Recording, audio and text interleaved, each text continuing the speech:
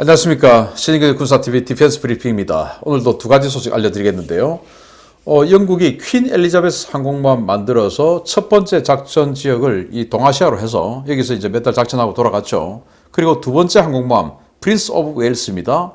이거 역시 이제 퀸 엘리자베스하고 바톤 터치해서 또 동아시아로 오겠다, 인도 태평양으로 오겠다 했는데 이게 그게 아니고 지금 이 러시아 견제 작전으로 들어가면서 나토 태스크포스 함대를 만들어서 기함으로 선정되고 1년 동안의 작전에 들어간다고 합니다. 어떤 상황인지 보겠고, 중국이 난창, 중국판 주말트라고 하는 그 난창함, 그 시리즈에다가 대함 탄도미사일을 집어넣는다네요. 이거 지금 큰일 난 상황인데 어떤 상황인지 보겠습니다.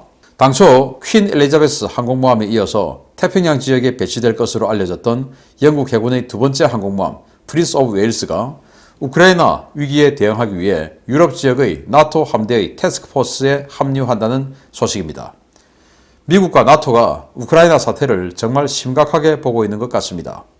영국 해군 퀸 엘리자베스급 항공모함 2번 함인 프린스 오브 웨일스함이 나토 해군의 태스크포스인 MHRF 마리타임 하이 레디니스 포스의 기함으로 지정되어 현지 시각 1월 12일 영국의 다트머스 해군기지를 출항했습니다. 영국 국방부에 따르면 12개월 일정으로 지정된 이번 임무는 영국 본토를 거점으로 북극해와 발트해, 지중해 일대 해역을 순찰하는 것으로 진행되며 태스크포스 사령관은 영국 해군 소장인 마이크 우틀리 제독이 맡게 되었습니다. 영국은 프린스 오브 웨일스 항모에 한 개 비행대의 F-35B 전투기와 각종 지원 항공기들을 배속시켰는데요. 지난번 인도 태평양 임무 당시 합류했던 미 해병대의 F-35B 전투대대의 합류 여부는 아직 확인되지 않았습니다. 이번 배치는 최근까지 인도 태평양 정책 중시 정책을 강조하며 인도 태평양 지역에 퀸 엘리자베스에 이은 추가 항모 파병을 공언했던 기존의 영국 입장을 뒤집는 것인데요. 이는 현재 영국을 비롯한 나토가 우크라이나 위기를 대단히 심각하게 인식하고 있기 때문인 것으로 풀이됩니다. 현재 러시아는 동부 반군으로 위장한 병력을 우크라이나 영내에 투입하기 시작했고, 동부 국경과 크림반도 지역에 공격 헬기 전력을 대거 증파한 것으로 확인됐는데요. 1월 위기설이 계속 불거지는 가운데 프린스 오브 웨일스 항모가 우크라이나 구원 임무에 투입될지 관심이 쏠리고 있습니다. 퀸 엘리자베스가 돌아가고, 퀸 엘리자베스는 지금 이제 수리 정비하고, 그리고는 개조 작업에 들어가죠. 지금 이멀스 전자식 사출기 집어넣어야 되니까. 근데 이것도 이제 이즈모처럼 단계적으로 할 것 같아요. 아직 그 이멀스 업체가 선정이 안 됐기 때문에. 아무튼 이제 퀸 엘리자베스는 휴식에 들어갔고, 프린스 오브 웨일스가 이제는 정말 실전에 투입돼서 나왔습니다. 원래는 뭐 중국하고 워낙 지금 사이가 감정이 안 좋아서 계속 대중국 압박 이 임무에 투입하려 했는데, 그래서 프린스 오브 웨일스도 이쪽으로 오기로 했어요. 그런데 아니다 해서 나토의 상설 함대 말고 태스크포스 함대를 따로 만들어서 그 태스크포스 함대의 기함으로 이 프린스 오브 웨일스를 지정을 했습니다. 나토는 상설 함대를 이 북해, 발트해 지역에 하나, 그리고 지중해에 하나, 이렇게 상설 함대를 만들어서 계속 이제 이 나토 국가들에게 전력을 배속받아서 이 함대를 운영을 하고 있는데, 그 상설 함대에 샤를 드골 항모가 자기 프랑스 함대들을 끌고 가서 상설 함대에 갖다 붙여가지고 태스크포스를 만들어서 뭐 사상 최대의 나토 함대다, 이렇게 홍보를 하면서 몇 달 전에 지중해에서 압박 작전을 했었죠. 근데 이제 샤를 드골 들어가고 그 나토의 항모 전력의 바톤을 이 프린스 오브 웨일스가 이어받은 겁니다. 그런데 그 상설 함대에 따로 들어간 게 아니고 별개로 이 태스크포스를 만들어서 최초에는 북극해 쪽은 왜 가냐? 바로 거기가 러시아의 전략함대, 북극함대가 있는 곳이죠. 그래서 그 무르만스크 지역, 바렌츠에 이 지역이 바로 러시아의 전략함대가 있는 곳입니다. 그래서 러시아의 북극함대 한번 압박하고 다시 내려와서 영국 가서 휴식하고 다시 나와가지고 발트에, 여긴 또 칼리닝그라드에 러시아의 발틱 함대가 있죠. 그래서 발틱 함대 한번 또 자극하고, 그리고 또 들어가서 또 쉬고 다시 나와서 지중해로 들어가서 러시아의 흑해 함대, 크림반도 있죠. 그것도 한번 압박하고, 그러면서 거기서 조금 더 장기적으로 하면서 우크라이나 건드리면 안 돼, 건드리지 마 하는 무력 시위를 한다라는 것인데, 영국은 좀 그렇게 해야 됩니다. 왜냐? 우크라이나가 핵을 포기하게 만든 부다페스트 조약, 여기에 영국과 미국이 주도적인 국가이기 때문에 그 부다페스트 조약에 따르면 러시아의 안보 위협이 있을 때 반드시 군사적으로 지켜준다 라고 협정을 맺었죠. 협정 맺었으면 지켜야 되죠. 그래서 영국은 아무리 돈이 많이 들고 전력이 손상이 간다 하더라도 약속했으니까 지켜야 됩니다. 그래서 북극해 이런 데 보다는 지중해 가서 우크라이나 옆에 딱 붙어서 가지고 지켜주기를 바랍니다. 두 번째입니다. 중국이 미 해군의 타이콘 대륙급 이지스 순양함보다 더 큰 055형 구축함을 예상보다 훨씬 많이 건조하고 있으며 최근에 건조되고 있는 개량형에는 대단히 강력한 신무기가 탑재될 것이라는 소식입니다. 우리 군도 대응책 마련을 서둘러야 할 것 같습니다. 중국이 미 해군 이지스 순양함에 대한 대응 수단으로 개발해 전력화 중인 055형 난창급 구축함은 벌써 8척이 바다에 떠 있으며 당초 예상됐던 것보다 더 많은 수량이 건조되고 있다고 네발뉴스가 현지 시각 1월 12일 경고했습니다. 네발뉴스는 중국이 2017년 6월 첫 번째 055형 구축함인 난창함을 진수시킨 뒤에 다롄과 상하이에서 여러 척을 동시다발적으로 빠르게 건조하고 있다며 현재 다롄에서만 최소 2척이 더 건조되고 있다고 지적했습니다.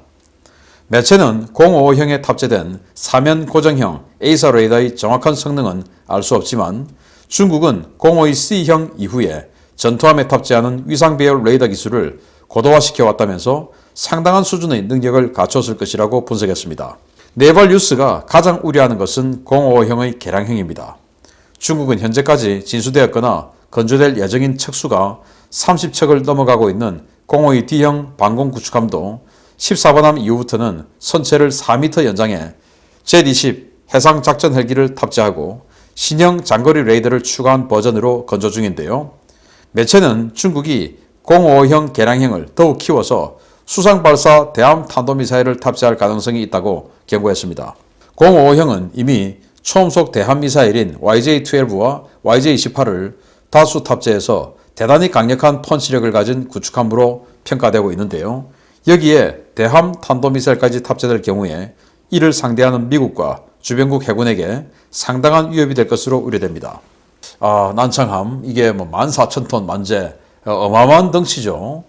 보시다시피 여기 수직 발사관 아주 여기 함수 또 함중강 이렇게 많이 있는데 여기에 현재는 대함 미사일로 YJ-12, YJ-18 이렇게가 탑재되어 있는데 둘 다 초음속 대함 미사일이에요. YJ-12 같은 경우는 한 400km 최대 사거리를 가지고 있으면서 마하 3에서 4 정도의 빠른 속도를 낼 수 있는 그런 초음속 미사일.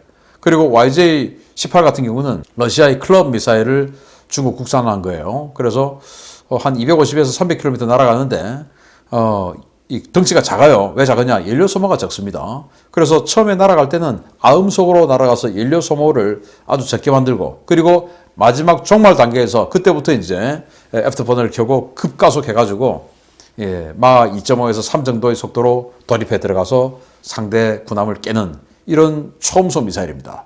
그런 초음속 미사일을 2가지나 운용을 하고 있는 이 난창함 이런 걸 지금 중국은 16척을 만들고 있는데 현재는 8척 만들어서 바다에 띄워놓고 있고 그중에 4척이 실제 전력화되어 있어요. 그런데 중국은 이걸 전부 북해함대, 칭다오를 사령부로 두고 있는 북해함대 전부 다 배치해서 즉 우리 서해에 다 와 있다 이겁니다. 그 정도로 중국이 서해 같은 경우는 이제 바레만이 베이징으로 들어가는 통로니까 수도 방어를 위해서 서해 쪽에 이런 방공함을 대거 만들어 놨는데 문제는 방공만 하는 게 아니고 타격까지 하는 거 아니겠습니까? 그러면은 우리 한국 해군은 이 함대하고 딱 마주보는 중국 함대가 이런 어마어마한 전력을 지금 16척 앞으로 더 많이 할 텐데 그런 초음속 대함미사일도 현재 우리 이 함대에 있는 군함들이 막아낼 능력이 거의 없는데 여기다가 탄도미사일까지 장착을 해서 대함 탄도미사일을 과연 군함에서 그게 가능한 일인지 저는 잘 모르겠습니다만은 어쨌든 대함 탄도미사일을 쏘면 우리 한국 해군이 이걸 막아낼 능력이 되냐. 그래서 지금 우리 한국 해군 이 함대에 있는 군함들 중에서 그래도 방공 능력이 제일 좋은 게 대구급 호위함 아니겠습니까? 그런데 그 대구급 호위함이라 하더라도 해군 함대공 미사일을 가지고 있는데 이게 사거리가 20km밖에 안 돼요. 그러면 여기 YJ-12, YJ-18 이런 초음속 미사일 날아오면 한 번밖에 교전할 기회가 없죠. 한 번, 딱 한 번. 이 딱 한 번에 실패하면 그냥 맞고 가는 겁니다. 그래서 최소 2번은 교전할 수 있어야 되죠. 그래서 우리 해공의 사거리를 최소한 40에서 50km로 느리든지 안 되면 40에서 50km를 아주 그 성능 좋게 잘 막아낼 수 있는 미국의 ESSM을 수입해서 달든지 뭐 그 방법밖에 없다. 안 그러면 우리는 이 중국의 위협에 상대도 안 되는 그런 전력이다. 안타깝게도. 그래서 이런 중국의 전력 증강. 뭐 중국하고 잘 지내면 되지. 아니 주변국하고 잘 지내는 게 마음처럼 같습니까? 그동안에 뭐 5천 년 동안 중국하고 잘 안 지내서 그렇게 두들겨 맞았겠습니까? 아니죠. 언제 어떻게 될지 모르는 게 국제관계. 특히 그 중에서도 주변국입니다. 왜? 주변국은 이해관계가 겹치니까. 형제끼리 싸우지 뭐 남하고 싸웁니까? 주변에 있으면 싸웁니다. 이해관계가 겹치니까. 그래서 이 주변국, 특히 일본, 중국의 전력을 우리가 항상 지켜보면서 그들과 지금 현재는 싸울 가능성이 적다 하더라도 언제 어떻게 될지 모르니까 그런 전력에 대한 대비 전력을 반드시 마련해야 되는데 우리 한국 해군은 지금 너무 부족하다라는 말씀을 꼭 드리면서 대응하자라는 말씀을 드립니다. 마치겠습니다. 감사합니다.